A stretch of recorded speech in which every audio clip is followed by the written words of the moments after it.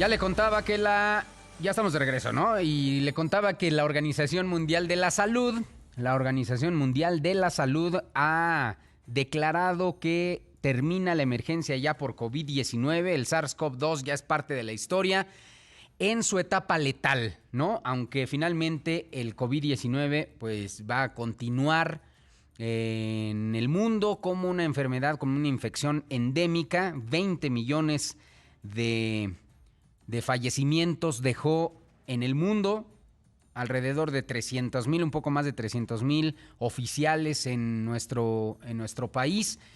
En fin, ya se ha declarado, es una nota muy, muy importante que Claudia Solera, quien está en la línea telefónica, nos va a ampliar en este momento. ¿Cómo estás, Claudia? Bienvenida, buenos días.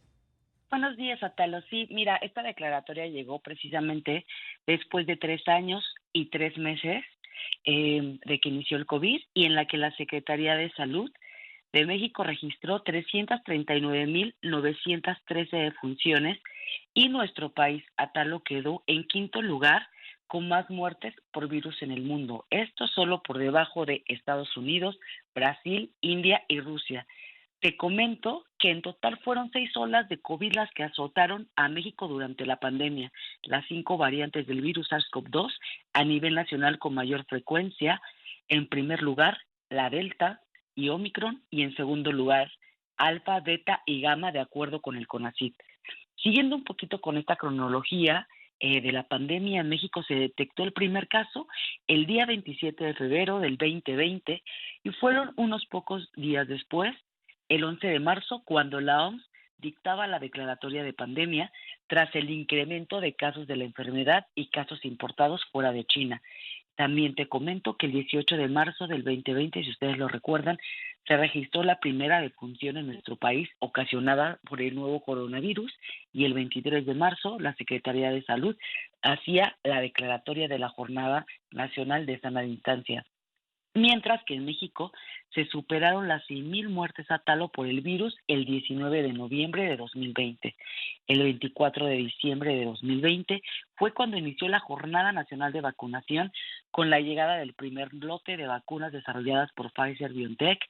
Se inmunizó al personal de salud médico de primera línea que atendía a los pacientes COVID y fue la enfermera María Irene Ramírez quien recibió la primera inyección de la vacuna en el Hospital General.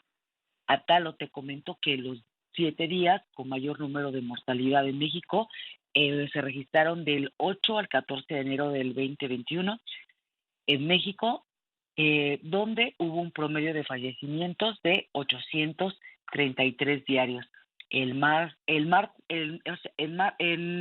Fue exactamente el martes 12 de enero de 2021 cuando fue el día con mayor registro de muertes en nuestro país, con un total de 1,314. Y por un ajuste atribuible a un cierre de información que correspondía al año 2020, el 10 de abril de 2021 se cerraba con 2,192 nuevas muertes, un récord de fallecimientos computados en un día. Por último, el subsecretario de Prevención y Promoción de la Salud, Hugo López-Gatell, anunciaba que luego de 15 meses, esto fue un viernes 11 de junio de 2021, concluirían las conferencias de prensa vespertinas para abordar el tema de la pandemia de COVID-19 y México entraba en su última y sexta ola de COVID en enero de 2022 y esto lo confirmaba López-Gatell en una conferencia del presidente en Palacio Nacional.